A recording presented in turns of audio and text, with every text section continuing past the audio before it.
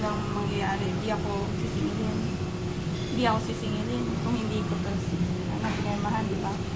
Oo, wala silang ano. Hindi kami nila masingil kasi walang pera. Walang ganun. Sa kauli kuya, sa kanila, no?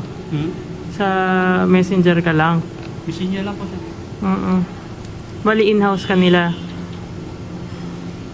House ba or outsourced? Outsourced. Ah, okay. Sige. Patingin ng ID na po. ID pa? Ako, ID.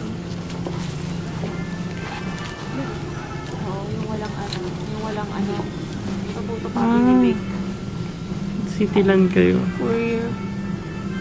Tingin nga, si Mr. Nestor Ponce. Sa Cityland ka talaga, kuya.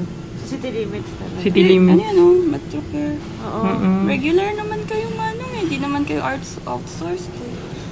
Wala kaming na dyan ma'am. Pag walang deliver, wala rin yun. Wala rin. Okay. Wala rin Sige. tayo na walang pera. Papasar. Ito nga ba?